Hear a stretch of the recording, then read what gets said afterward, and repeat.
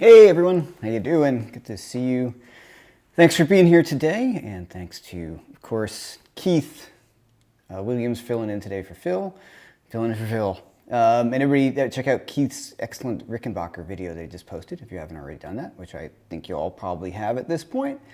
So, good to be here. So today, first of all, got a new TrueFire course coming out that I will announce shortly on pre-order. It's my beginning blues course. I'm really looking forward to that. A lot of you guys have asked for that, so it's really basic in a good way. If you're not so familiar with playing the blues, a lot of people say to me, I love your channel.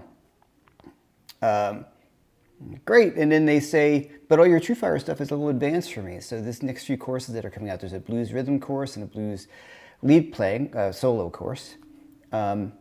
It's shot towards really early, and I'm happy. I'm really having a good time. I had a good time doing it because it's so important to get those foundational things together. So that's what the course is about, and that'll be out shortly. And I will, of course, let you all know. And of course, all my courses are 20% off if you enter Live 20 on my. If you go to my website and your orders through Jeff-McErlain.com, and of course, I have my background tracks and all sorts of stuff like that. All right, so today I wanted to talk about some kind of fun stuff. I did a gig last night in New York, and some of you guys were there, which is super cool to see you there. Thank you so much.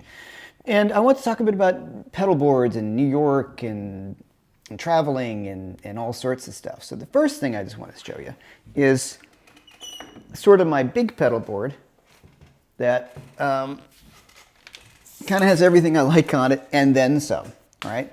So this is the kind of, I just put this together last night because I had too many things crammed on one board, and I like having some options. So this is a pretty cool board, if I have to say. So, but this is a big pain in the butt to carry around, right? And certain gigs or rehearsals, unless it's something really, let's say not all rehearsals are important, but rehearsals about rehearsing, So, all right, here. What I have on my big pedal board right now, and I can do this in another video, is my Univibe, Octavia, a bunch of different overdrives. And people may ask, why do you have so many different overdrives? Because they all have different sounds. So I got a fuzz. This is the Nordvang, this is a Klon. Over here is a blues breaker. I just like this pedal because I've got two nice options. Always kind of like a Klon. Right here is the Cornerstone Gladio, the single channel one, which is really great. And then I have my kind of like staple overdrive here. That's a Shanks ODS. And then I got my delay, and I have this awesome, I love this thing from that pedal show, the guys. This is the Harmonious Monk, which was a fantastic birthday present from a good friend of mine, Tracy Farmer. And then I have the Vertex Boost at the end. I don't end up using the boost part that much. I'm really kind of using it as a buffer. Okay, so we can talk about this pedal board later. So, but this is really kind of like on my gig, I play a trio or a quartet, and I really like to have some sorts of sounds, different sounds. So another quick question is, why do I have so many overdrives? Well, a fuzz, that's a fuzz. So it's a fuzz is a fuzz, right? This to me is the boost to run into this. So I almost always have this on. And sometimes depending on the gig and depending on the amp, if I have the room, I like having the options. And one thing that happens a lot in New York is you might be using a house amplifier. So you don't know what the amplifier is going to sound like. And sometimes your favorite overdrive pedal may not sound as good in front of the house amp as it does in your home amp, right? So that's a very, very important thing to think about. So this gives me a bunch of options. I know this sounds good into anything. And to me, this is sort of a Klon. Well, it is a Klon on the side and a blues breaker. And I like having these dual drive. Okay, so I can maybe plug this in. But this is the travel board, not the travel board. This is the gig board. It's kind of heavy and it's big, but it sounds awesome. So if I take the subway most places in New York, because any of you guys have lived in New York, you would realize that doing anything other than taking the subway, the majority of the time is an expensive and time and costly endeavor. So if you want to park, in New York City, it's pretty pricey. So you can park for a gig and it could cost you $40 just to park. if you can't find a parking spot. Okay, so what I did is I put together sort of a cool little travel board. Cables here, so we'll play through it in a minute. But this is usually designed for me playing through a clean amp, and I'm playing through my classic, my T-Rock Studio Signature right now. This one right there, great amp.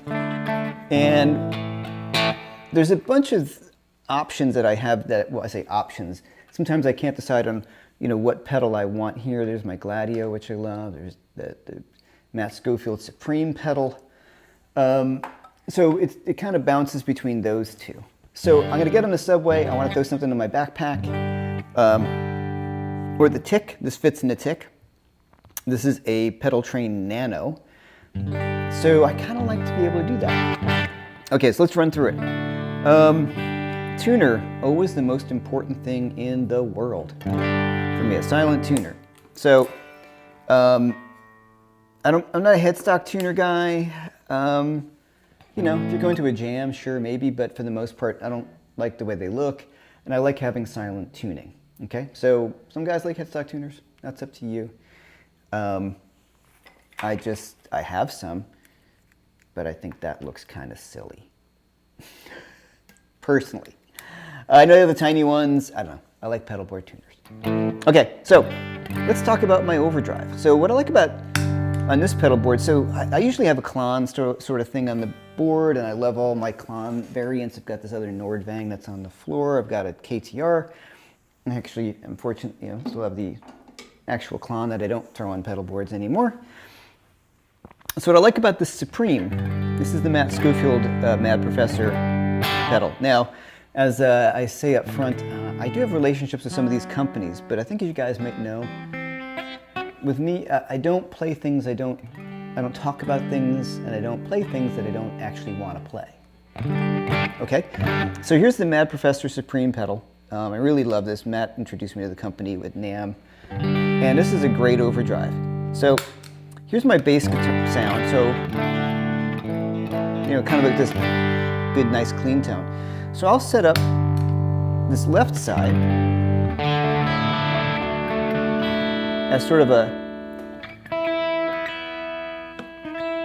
like an ampish overdrive. So I can turn down my volume and it cleans up really well.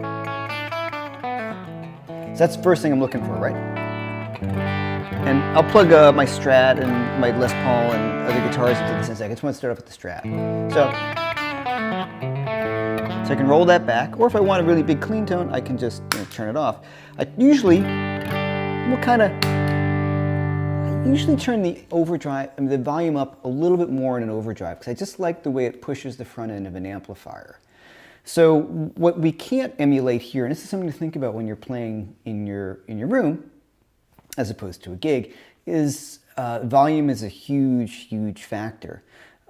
Compression, if you're playing through a tube amp and you have some volume, no matter how much output the tube amp has, whether it's a 20 watt amp or a 40 or 100 or whatever, when the amp is doing its thing, you're going to get a little compression that you're not going to so much get, or you're not standing in front of the amplifier and creating the circuit that makes it more fun to play, So playing it at like bedroom volumes, to me, isn't always the most fun.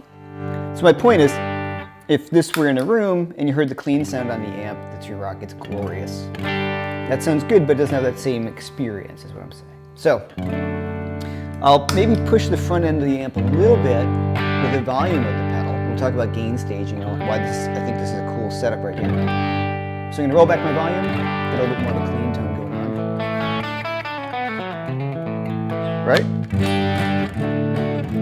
So you can roll that back more. So the thing that you miss when you're at a lower volume that I'm talking about, like I'm kind of speaking volume and the microphone here is picking up some of the monitors. At a real amplifier volume, that would sound really nice. Cleaned up, it sounds nice now, but if you were to turn up your speakers really, it would sound kind of like a rolled back amp that's sort of distorted a little bit. Okay, so. Now, what I like about this pedal that Mad Professor designed, and actually the Gladio has the same function, is I can either choose this side and this side, so like I can, if I have the switch here, it will go between the two of them, right? So this is what Matt does. So he has two different overdrives, you know? You step on this, and it goes over to that other side. Now I don't have those matched out. So that's the way he does it. Now, since I play a little bit more, I'm gonna say aggressively, since I play stuff that I use more gain than he does sometimes for more shreddy, metally stuff. So what I like about they've done on this pedal is it replaces the need for me to have a boost pedal, and we'll talk about that. So I set up this side to do the boost.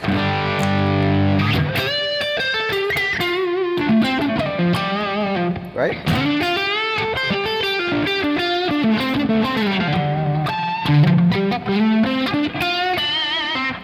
Cold in here. So, without, this is my kind of first.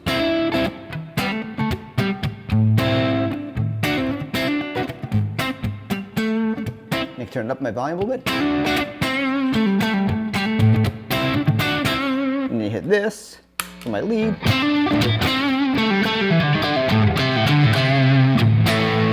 Right? Okay, so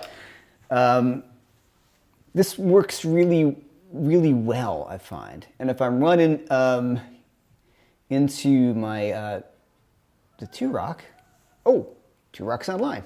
What's up, guys? Yes, the Strat. Is that you, Eli? If that is you, Eli, the owner and the masterminds behind 2-Rock, this amp, I used this last night, and it was freaking amazing. I couldn't be happier. Anyway, okay, so I'm running kind of a little bit of breakup on the amp, just a hair, hit the overdrive. Right? Then if I want to get the lead thing,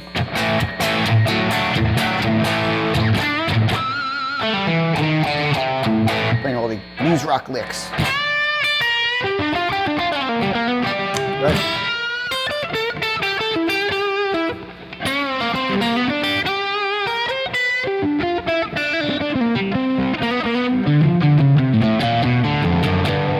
So that's why I use this pedal. And like I said, the Gladio, which I go kind of back and forth between the two, this is an awesome pedal. It's a bit more dumbly, so you know, it's a tough one. It's really a toss-up. I really love both of these pedals.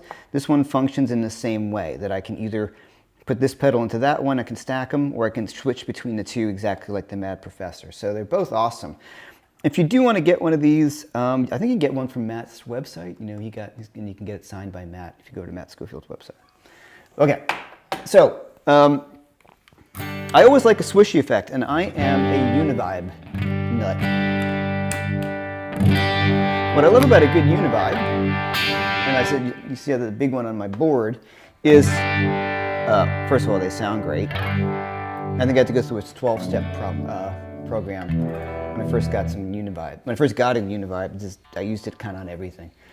I grew up being a huge Robin Trower fan, so I just was like, oh, the best. Okay, so what I like about a Univibe, and what else I really like about specifically the Harmonious Monk, is that has harmonic tremolo on it, so I can use it as a tremolo, or the harmonic tremolo sounds a bit more Univibe-y. But I don't want to keep on pulling things off of boards and stuff. So this can get, if I want to do, you know,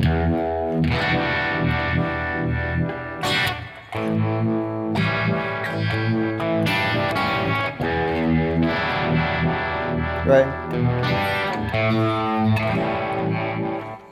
So that's a Univibe, which I love, and the whole Jimmy thing.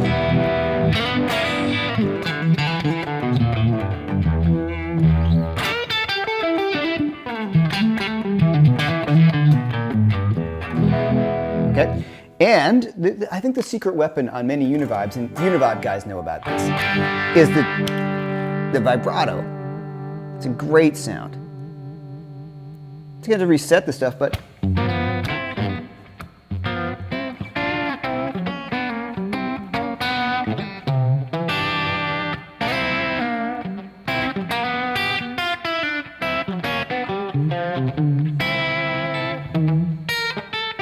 right?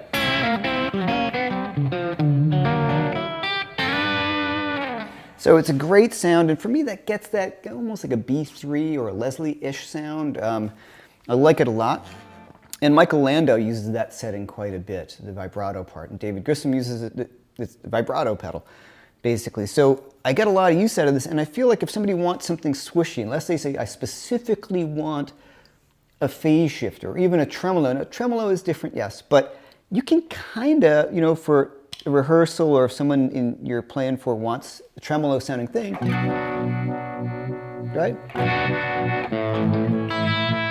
You can get the same kind of vibe. But if we're talking my music, this is great. Okay, now, delay. So I'm going for a smaller delay. I love the Strymon El Capistan, which is on my pedal board over here. I have a Volante, but everything just starts to be so big. And I can't fit the Volante, and I love the full-size Univibe because it sounds amazing. So I'm like, all right, do I use delay more, or do I use Univibe more? So this huge full-size Univibe is amazing sounding, so I'm going to go with that. Okay, so I like this Echoplex a lot because I love Echoplex and I like a modulation on my delay. So if I run that up, right, and it's got a tap tempo. So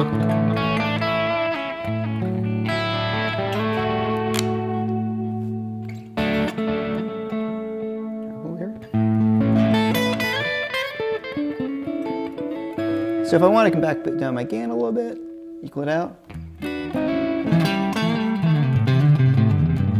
Right? If I do that Floyd vibe.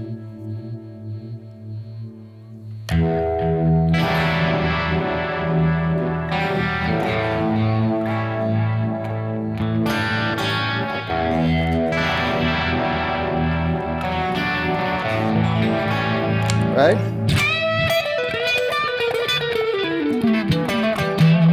And then we'll push it.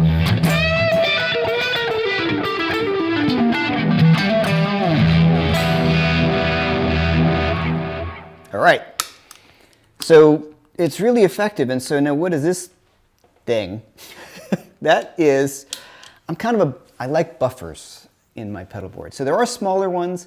I just don't want to buy new stuff if I don't have to, right? Why buy something new if you don't have to? So I've had this buffer for ages, and I really think it's great. Axis, and they're no longer in business, but it's a great sounding buffer. And what I like about this is I can use all the long cables that I want to and not lose any of the sparkle on the high end. So if I go back to my big board for a minute, I have two buffers in line, actually. There is a buffer in the Klon circuit, which I really like. It's a great buffer. I like buffers. And then the Vertex Boost at the end is a buffer that's always on, and that gives me the signal that I want. And it gives me the nice option of being able to push up the volume when I need to, which is really, really cool. Now, something I want to try to figure out how to do on my pedal board, but then it starts getting bigger, is a volume pedal somewhere in here like Michael Landau does, where he runs his volume pedal after his overdrives. So it's like a big master volume on the floor, which I like, but it comes down to a few things. There's space issues. Landau's got two pedal boards, and I don't want two pedal boards. The necessity of these things, and also, like I'm talking about, I live in New York, so I take the subway everywhere. I throw my guitar in a gig bag, and I have a little pedal board, and I'm good to go. So for me, this covers everything that I would need. So if I also go for a jam at somebody's gig or something, I can just bring this. You're not like, excuse me, you're setting up this big pedal board, pulling something like this out. People are not going to be cool, you know, if you're sitting in. Or the reality of certain bars, you can't fit this. There's a place in Brooklyn I've played at, my friend Jason Laughlin plays at a lot, called Skinny Dennis. There's really no stage, it's super tiny, so something like this would just be silly. It's just too big for that gig. So there's that size. Now the other size I sometimes fill in, and it's in pieces right now, hold on, I'll just show you, is my Metro 24 here, my little rag. So this has got I was kind of messing with this last night, thinking about what I was going to talk about today and how we could kind of put a few things together. This is what I've been using for a long time, and last night I was using this. I had too many pedals on there, and I stepped on 2 or 3 at one time, 2-foot switches, because it was the first time I was using my classic reverb studio signature there on a gig, and I wanted to hear which one sounded best at volume. And of course they all did. All the pedals sounded great. So I usually like having a Klon style pedal on the board.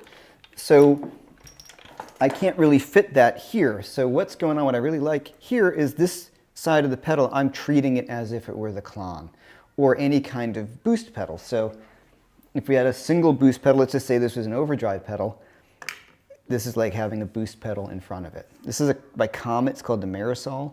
A little bit of a sleeper pedal, really great sounding pedal by my friend Holger Notzel over at Comet. So it's the same thing where I'm using this as a clean boost largely, a little bit of overdrive depends, to push the front end of this. So if I were using my Marshall, say, on a gig, and I were running it dirty, that's how I would use it. I would run the amp dirty and then hit a pedal in front of it to push the front end. So I'll get to questions in a minute. Now you may ask once again, I've got this amazing 2-rock and got these great amps, so why would I use pedal distortion as opposed to amplifier distortion? And the answer to that is because I have more control over this. I have complete control over this. And Eli, if you're still on, they designed this to be like mainly a pedal platform. And it really sounds amazing because sometimes certain amps don't sound great with pedals. So this way, it's a big tube, clean pedal platform that sounds like a 2-rock, because it is. And then I'm running pedals in front, so I have complete control over the volume. I can run my delay and overdrive into the front. The amp has reverb. If you're running your amp distorted and you want to run pedals, that's always a problem, right? If you want to run delay into a front of a distorted amp, then you need an effects loop, and it starts to become things I don't want to do on gigs. So over the past years, I've really embraced the idea of running into a really great sounding clean amp and then using pedals in the front. Now, you guys know I work with Robin. Robin plays his Dumble, but only in recording live does he use the overdrive channel. On gigs, he doesn't use the overdrive channel for the same reasons I'm talking about. He likes having delay in front of the amp, and his Dumble doesn't have reverb. He doesn't want to use the effects loop, so he uses a clean setup, runs everything to the front end of the amp, and when he wants overdrive, that's when he steps on his Zen drive. And I hipped him to the Gladio, and he's really been digging the Gladio as well. So that's what he's doing, and that's what I've been most comfortable with, like I said, because I can go to any gig and control the volume and know how much gain I'm going to get, as opposed to futzing around with getting overdrive from the amplifier. If I'm playing a metal gig, which doesn't happen that much, and I need a full-on Marshall sound, then I'll run it a little differently. If I'm not going to be using as many effects and options, I'll do that. So I think that's it. So let me plug in some of the other guitars and answer some questions maybe. The other thing about the Silent Tuner is you can switch out guitars. All right, so let's hear it with the Les Paul. So of course I'm gonna have to dial the gain down a little bit maybe to keep it where I had it before. Okay, I think I'm in tune. All right, hopefully this isn't interesting to you guys. I just love this stuff. Okay, so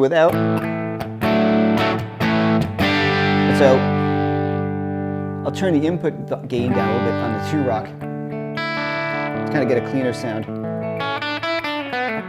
Now that's a great sound. Live, that would be, in the room, that would be a little more clean. And the aux, as much as I think it's a great unit, does clip a little bit here and there. It's very fussy. It's great. It's one of the most revolutionary things, and you hear it every week, and I love it.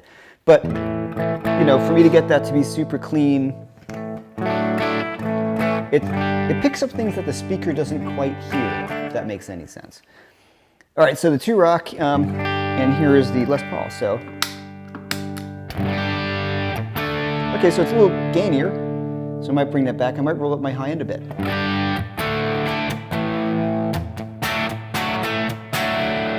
Right?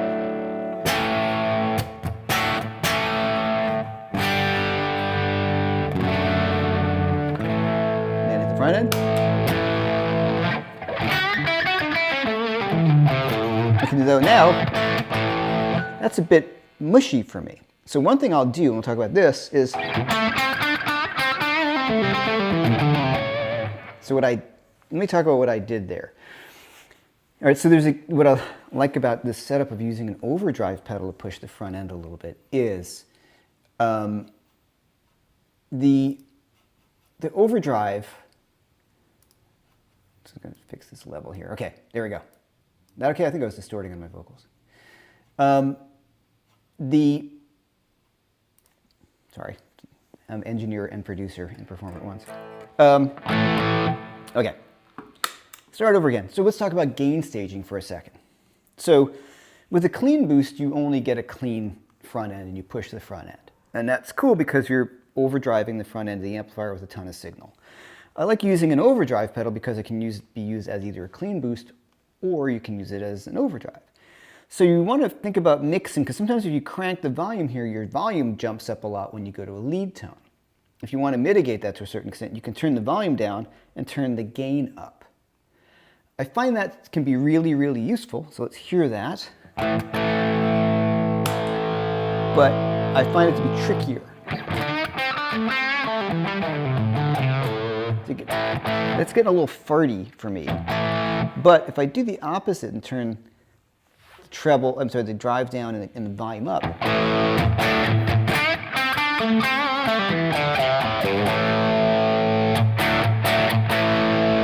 right, it kind of gains back a lot of the clarity. I find it's less noticeable with the Stratocaster because of the more high output pickups. But, see?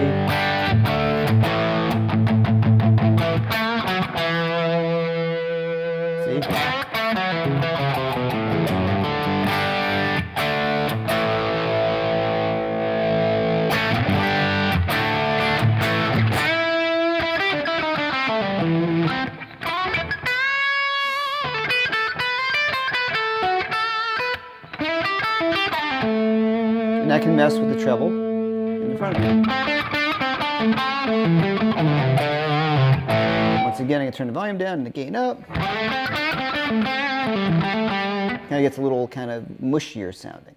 So I find using it a bit more with a clean boost. Check this out.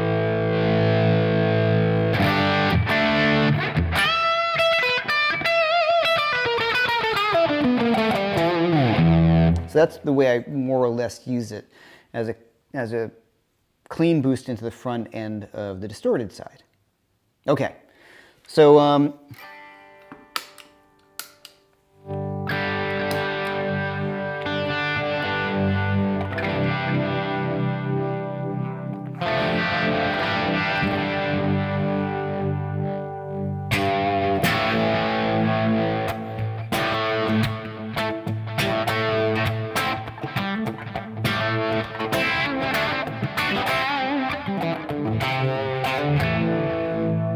pretty cool. Now, you guys want to hear the PRS? Let's try that. Which is going to be kind of a bit of the same. In between the two, always to me. A little less output than the Les Paul. Less mids. Right?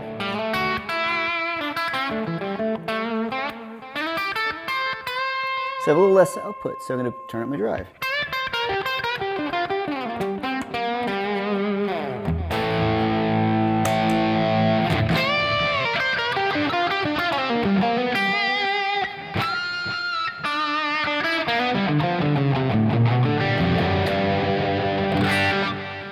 All right.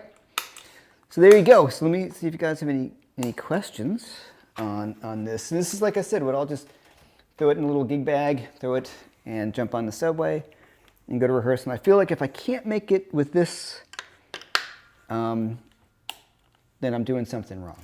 Now, if the artist, if I'm working for somebody else, and they want something very specific, then it's my job to make sure if they really, really want tremolo, then I'm going to replace something. What I'll probably do is either put together that slightly in-between board if it's really taxing, right? There's a bunch of things I need to do.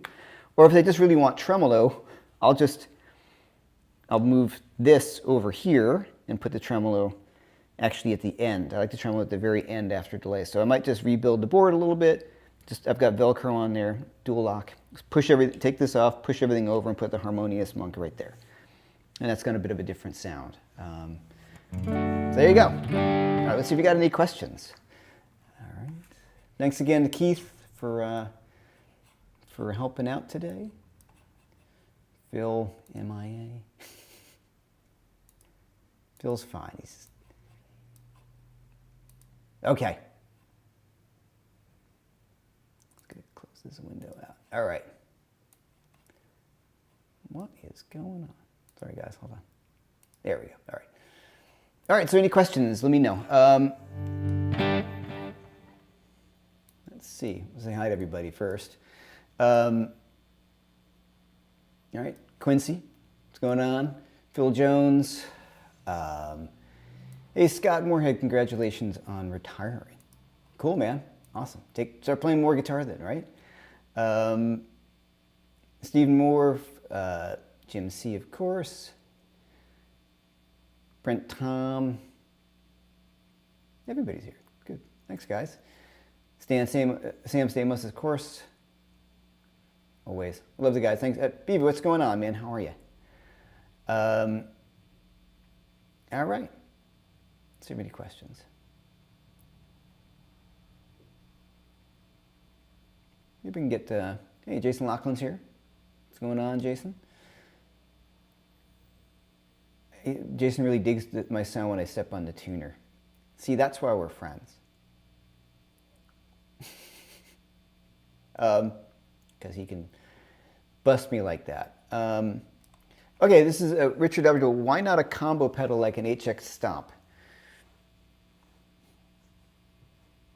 Because I'm a man.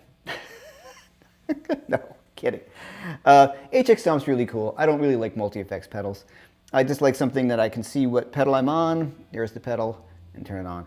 And the HX Stomp does a great job, but the Overdrives don't sound as good as this pedal. The Univibe doesn't sound as good as that pedal. Line 6 delays are really great. I mean, I have the FM3, which is awesome, but which is the Axe FX, which I love, but I just kind of save that for recording. I can't imagine bringing it to a gig. I don't like going through menus or looking at anything like that. So for a bit of an older school guy for me, when it's actual performing, I'm plugging into an amp, it's got to be pedals that I know I can work with easily and I can adjust things on the fly.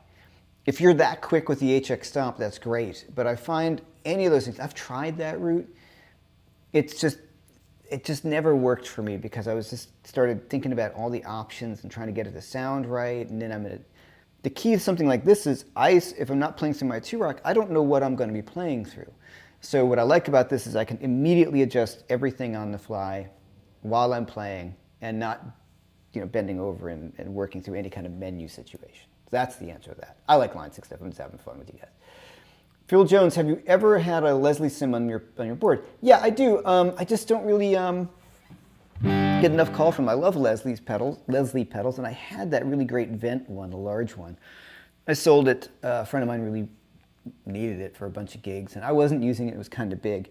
What I like about a Univibe, it was invented to kind of do a Leslie thing. So you can get it to be Leslie-ish,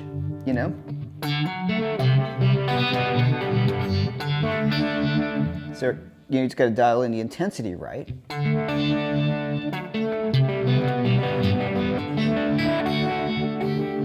Right? Put it down a little bit.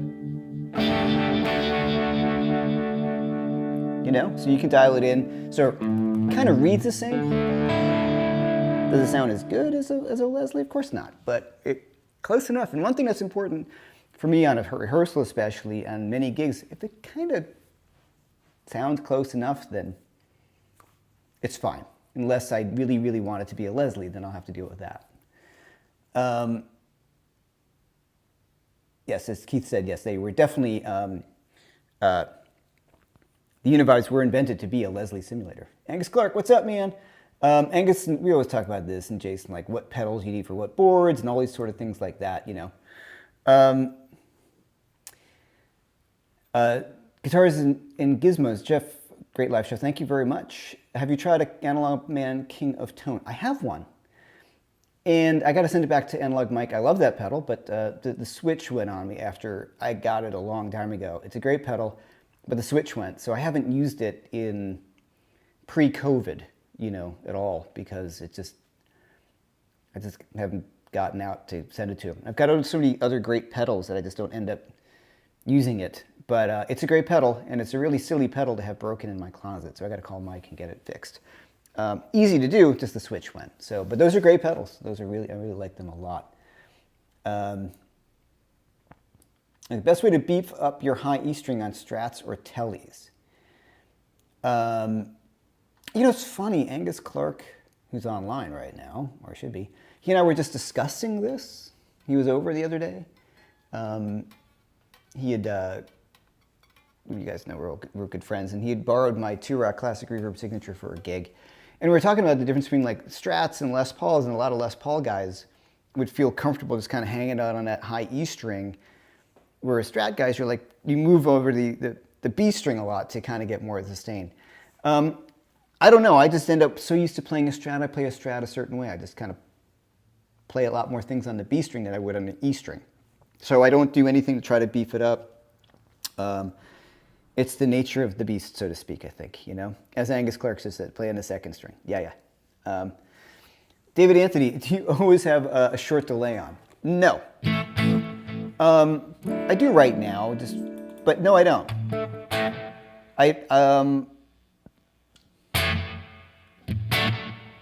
You know, like Matt and Robin have that kind of slapback. I like that sound too, but I also really like a longer delay. So, I don't know, wait, hold on. No, I usually do have delay always on. And, no, that's right, okay. I have, on my bigger board, on my El Capistan, I have a favorite switch, and that's my regular delay. So it's just kind of a spatial sounding thing, a little bit of delay. Doesn't get in the way of anything you're playing. And if I'm playing anything sort of funky, I turn it off, because I don't want any kind of bounce or rhythmic thing coming from the delay that's going to interfere with the groove of what I'm playing. With something like this, where I might be saving it for more, I'll do it by tune, you know. And for instance, if I have a gig and I really want to make sure I have a sound that I want, I'll put a little bit of painter's tape, right? And you just put a little line there, put on a painter's tape there, which I have covering some of these blinding lights that you have. And I'll just put a little mark on it, and I'll remember what speed or what depth it would be. Same thing with the speed on a Univibe, or if you have a tremolo on a tune that you really want to match perfectly, you don't have a tap tempo, I'll put a little line on a piece of tape so I'll remember it. Okay. Well, no, short delay always no. No, I mean, I like short delay. Right, it's right there. Might have a little shorter than that, a little longer. So I might have something like that.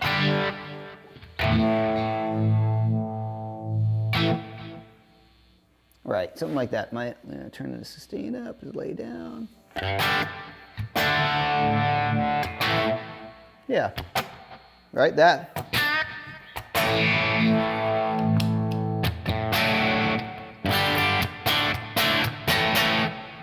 All right, so it just kind of fills up some of the space. It also depends on what the room is like. If it's a big echoey room, which I don't get a chance to play in New York that much, I will go drier. But I almost always have reverb on in the amp because I like a little bit of reverb. I don't like having that super, super dry in your face tone.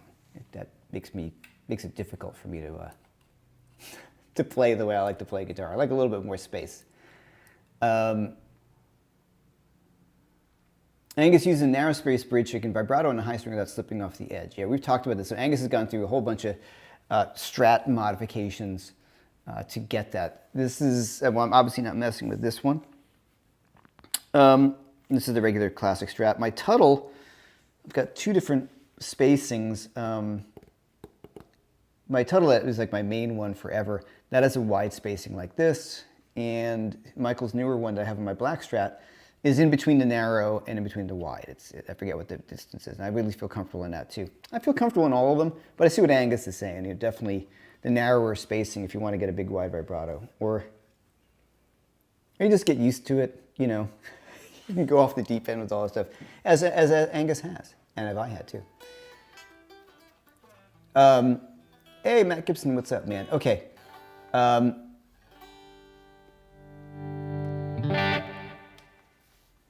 Slightly off topic, you mentioned sometimes struggling with the aux. Could you elaborate a bit more on that? Sometimes I find I have a bit fuzzy type distortion. I wonder if it's how I'm using the aux or something else I'm doing wrong.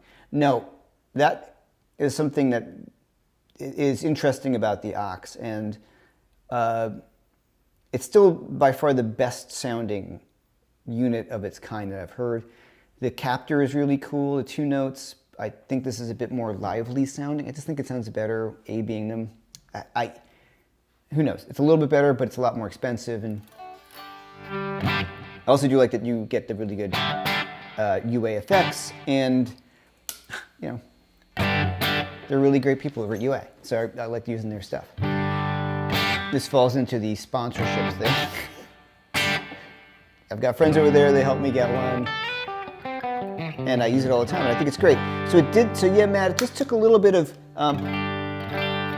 here's what I do, is I will turn down just kind of turn down the volume of the amp and turn up the microphones to a point where you're not really getting that clipping. Sometimes I turn down my guitar volume a little bit, so you have to kind of futz with it a little bit for a really, really clean sound.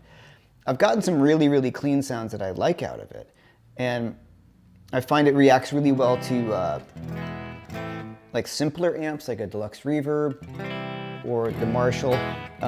This particular 2-Rock sounds great with it. My Classic Reverb Signature, it's a bit fussier with that amp, because I think there's like a lot of high-end, like it's, I think there's a lot of information coming out of that amp. That makes sense. So it is fooling around with it, Matt. But a lot of people have that question, and their answer is, that's actually what's coming out of your amp, and your speaker is you don't hear it because of the speaker or something like that. But I've managed to get to a point where I kind of got used to it and figured it out. The key, once again, is just you have to be really careful on the input into your amp going into the aux, if that makes any sense. 2-Rock amplifiers, what pickups are in that Strat? These are the original. These are the gray bottom, purple wire. Yeah, so these are the original 64 pickups. Everything about the guitar is stock except for the frets. And there's a 5-way switch that was in there when I got it.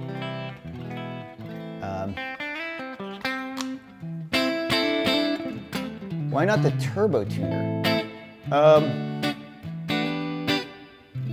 Any tuner is really fine. My favorite tuner is this one over here, the turbo tuner, right? That's what you're talking about. I just don't have 2. So I didn't want to buy another one. I got, you know, I have a D'Addario thing, and when they came out with this tuner, they threw it in with my string order, and it works great. It's just a tuner. I prefer the turbo tuner over because it's more refined, but this is great, you know. It's a tuner. It works great. So, but ultimately, the turbo tuner I like the best. I just have to get another one. James, you finally made the live cast. Thanks, man.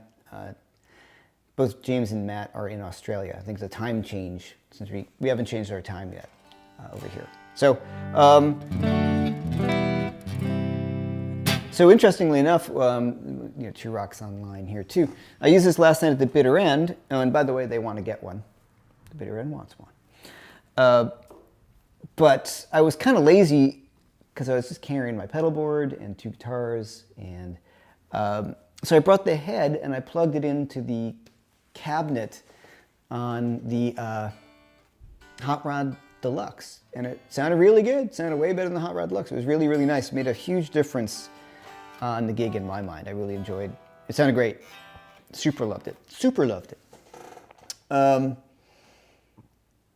I hope the world stays right for the Europe trip, and you might be able to drop in the studios at the pedal show. I'm going to try, hopefully if we can do that, if I can stop over in England. I'm supposed to be in the Czech Republic in March. Seems to be fine. And then I'm going to talk to the guys at the pedal show and try to get there on the way to or fro, because I also have family in the UK, so it'd be great to see them too. Is there a buffer in the tuner? There's no buffer in this tuner, no.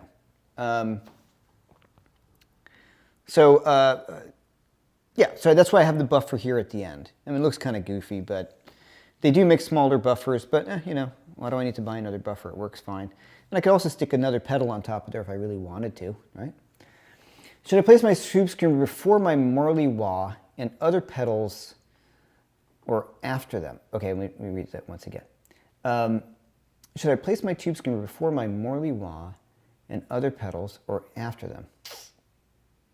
I usually put wahs first. I like that sound better. Wah than overdrive. So to me, a tube screamer, yeah, tube screamer should come after the wah pedal. And overdrive should always come before before time-based pedal. So if you have a delay pedal, you want the delay usually last in line. Or the tremolo, I like last in line, but you want overdrive to come before your echo. I'll explain why. Because it sounds terrible after. So if I can get some gain out of this, kind of crank this up. So like, I'm kind of a bit gainy on the tree rock, but if I put this up high, listen. Like it's really loud, right? It doesn't get that.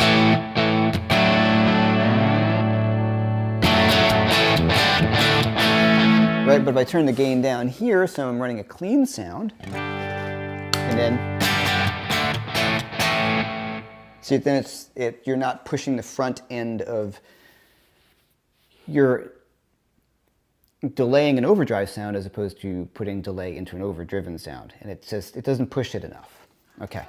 Does that make sense? So you got to use your ears. I mean, there's a sound. I mean, Eddie used a delay into the front of the amp, but he wasn't using a long delay. It was more of a short sound. That kind of slapback he was using. It sounds awesome.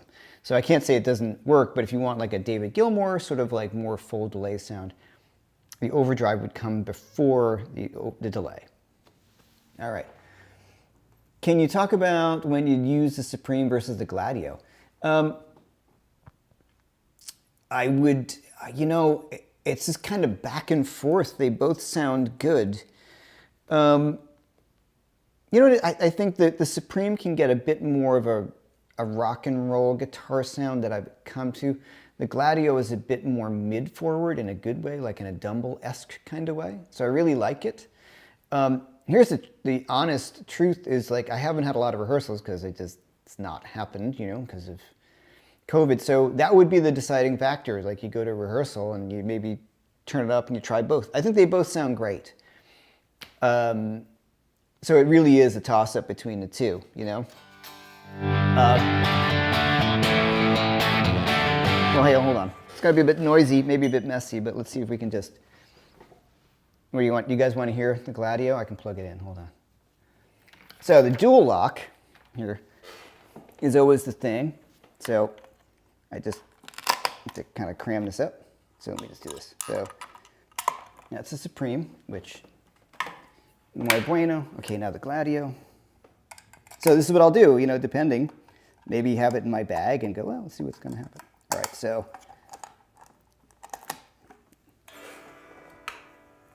All right, let's see.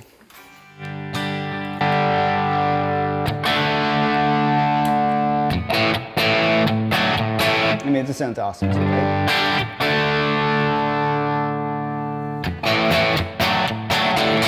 A little more mid-rangey, right? A little more push to the front.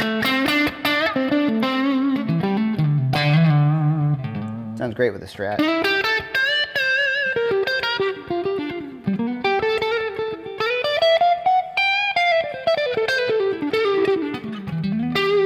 I mean, sounds freaking awesome. So if I do the other side, more gain.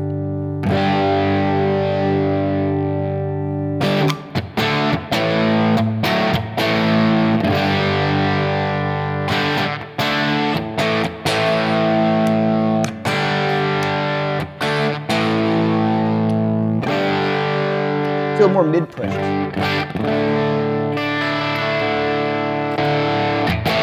I'm going to stack this into that.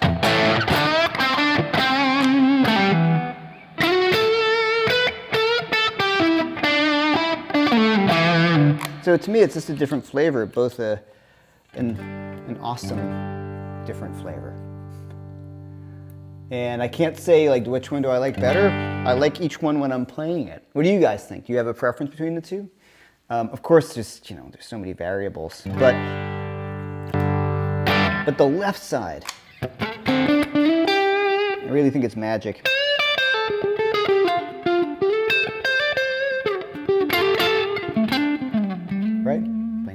right now.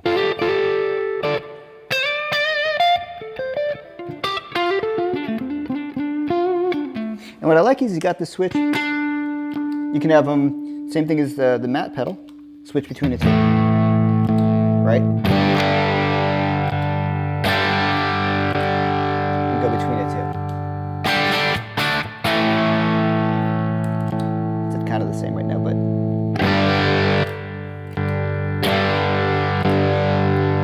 or I can stack them.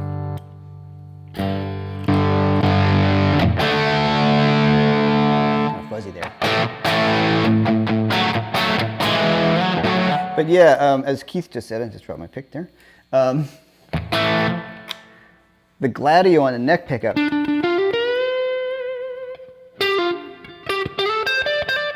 of hard to beat that. The bridge too. I mean, let's turn the gain up all the way. Right?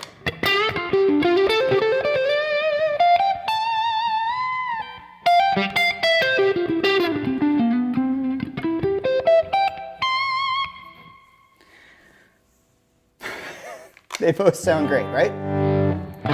Yeah, the Gladio great for that glassy sound. So exactly, like it's gonna be, you know, I think really honestly, because I usually lie to you guys, I think if I'm going on a blues gig or a bluesier thing, I might lean towards the Gladio with the Strat. If I want something that I feel like is gonna cover more rock ground, I think the Supreme does that really, really well too. All right, so here, let's just, you know, since we're nerding out, you're gonna ask anyway, what does the Gladio sound like with a Les Paul? Sounds great too. And then I can plug the Supreme back in. All right.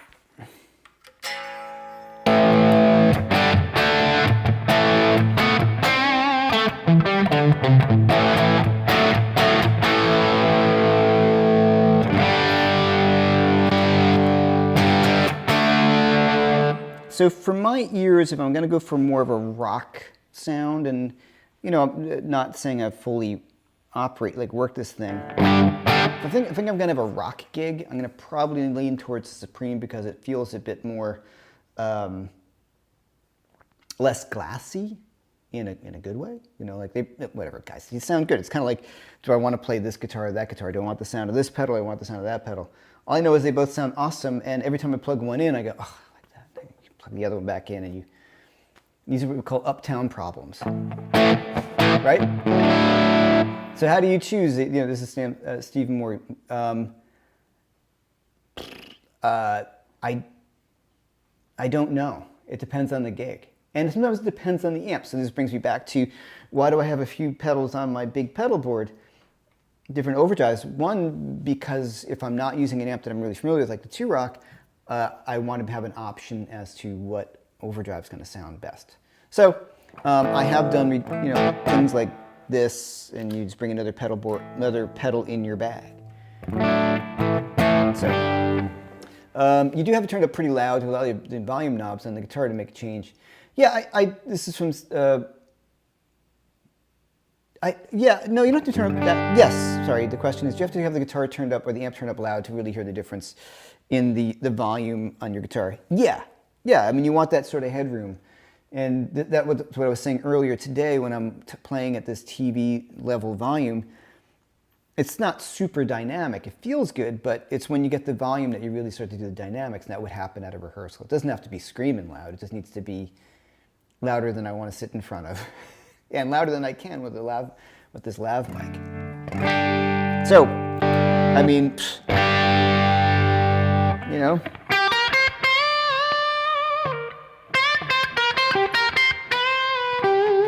It sounds killer.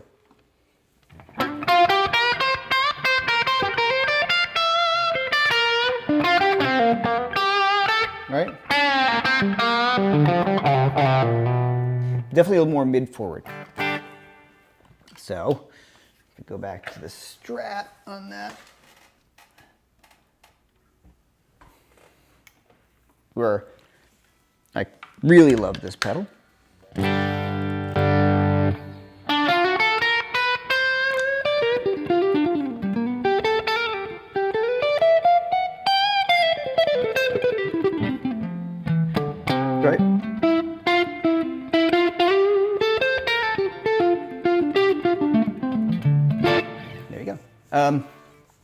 David Cromwell, I've been following Just British Blues Rock Masters course lately, especially the Jimmy Page stuff.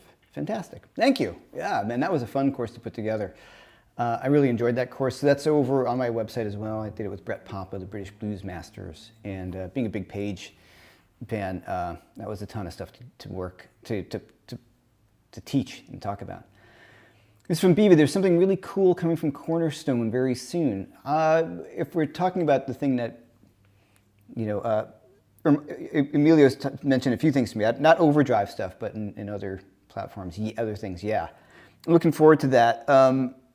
I had introduced, like I said, Emilio to Robin, and I'm glad he started using it. And Corey Congilio, I introduced those guys, and Corey's using this a lot too. It's an awesome pedal.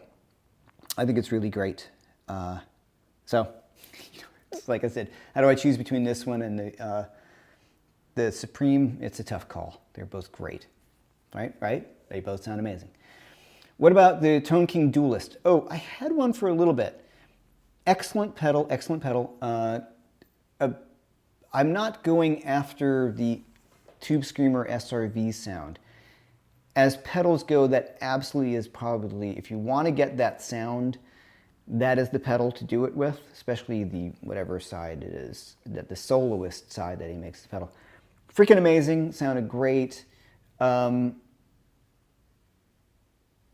it's just, for that with the Strat sounded like SRV and not exactly what I'm looking for.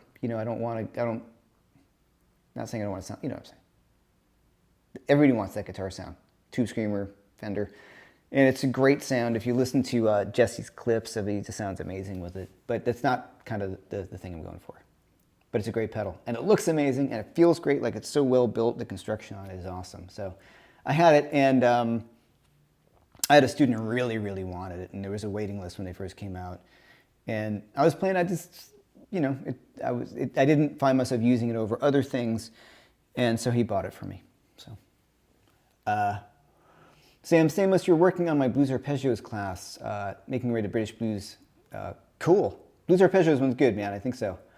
All right. Take care, Graham. See you later. This is S.C. Nesbitt. If you're looking for an OVD distortion combo pedal, a Wampler and a Wood gearbox is great, I'm sure. A Tumnus and a Pinnacle tweaked, simplified, combined. Sounds amazing, I'm sure. The Wampler stuff is great. The JHS stuff. There's so many great pedals. There's just so many. And then people say, hey, do you have this or do you have that? And I'm like, I can't take any more, because there's more options. The Nordvang has been great. The Vemram's great. They're all kind of different flavors.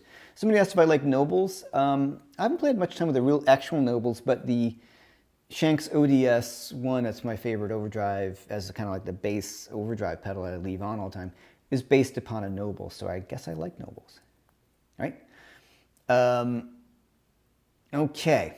Any more questions before I jump out of here? I really appreciate everyone if you hit the like button. That would be awesome. That'd be great. It helps with all this kooky YouTube stuff. And all my courses, 20% off on my website. You just enter the live 20 and you get 20% off only if you go through my website. My course, Blues Rock Masters, of course, with Brett Papa. I've got some really cool stuff coming. The True Fire course is coming out soon. And the Beginning Blues course, the True Fire, the Rhythm one's coming out November 11th. I think it's on pre-order right now, but I'm going to get that on my website and announce all this stuff really soon. And then my Beginning Blues lead guitar. So very, very rudimentary stuff. But I talk a lot about improvising within the framework of the blues. So it's not just like, here, play this. It's how you can start to build and improvise playing the blues, which is the most important thing. Talk about dynamics, all the things I talk about here, proper playing technique and the way you sit and tone and the way your left hand and right hand, all these things put together. So I think it's hopefully will be good. And if you guys are on my Instagram, if you don't follow me on Instagram, do that, please, and Facebook. You might have seen a few kind of a little more shreddy things coming from me. And that course will be coming out with Brett Papa, because I wanted to get kind of back into the stuff that I grew up playing a little bit. Because most guys know me as sort of a blues guy. Grew up playing hard rock and metal. And so I'm going to talk about that in that course, and I'm really having a good time with it. So if you're not familiar, just run over to my Instagram channel, and you'll see some of those videos there. Hey, Nicholas Adams, thank you so much for the top chat. You love the channel and everything I do. Thank you very much. What course do you recommend to get started in blues guitar? It's the new one that will be out in like a week. It is called Beginning Blues Guitar Rhythm, or Beginning Blues Rhythm Guitar with Jeff-McErlain. So any day now that will be available. If you go to TrueFire, I think it is at pre-order. We'll get it for pre-order on my site too. So if you hold off on a few days, you will have the answers. So please check back here on this page, and also check out my website because it'll be announced there too. So in any day, the intro course will be available. All right. What bag do you use to carry a small pedal board? The mono bag, I use a mono gig bag. They have a mono tick bag, and it's the size of the Pedal Train Nano that I'm using right here, which is, you know, I'm all wrapped up in cables. It's gonna hold this up. Oh, let me just unplug this. There we go. Ooh, there we go. Get those noise. Hold on. It's, you know, super small. That's as big as it is. And yeah, so the case just fits over that. So it's nice and small, easy to bring around with me. Super easy. Super easy. I thank you, Stan. Blues Rhythm Guitar for Beginners 1. Yes, there will be a part 2 as well. Because one thing I noticed, and I've heard a lot from people, like I said in the beginning of the feed, is that some of my stuff is a little too advanced for a lot of people. So this is really beginner. Then we're going to have the little bit early intermediate, and that's going to bring you into the large part of my blues vocab library. That's the word I'm looking for over at TrueFire. All right. Yeah, and the Brett Papa course will be out. We're shooting for January on that. Another question I was asked about my Fusion course, because I'm also big into Fusion. Excuse me. That will be a little later in the year. I wanted to put out the rock course first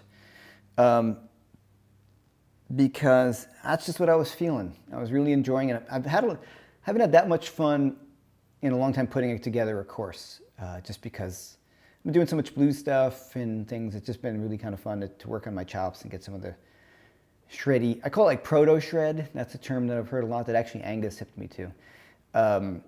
You know, that for me that falls into the Michael Schenker, John Sykes. You know, who else would that be? All the other guys that we love that period. I kind of like even like Jakey Lee and Randy Rhoads, and I mean, sort of Zakk Wylde a bit. You know, when I say proto shred, like for me, it's like Yngwie took everything to this next level where people were just this next level. And then there was the Paul Gilberts, and everybody came after that. I'm talking about the stuff that I can actually play, as opposed to that other stuff. All right, cool. So thanks for being here. I will see you once again in 2 weeks. And yeah, thank you for everybody hanging out. Had a great time today. And thanks for listening to this one. I thought it was going to be kind of fun.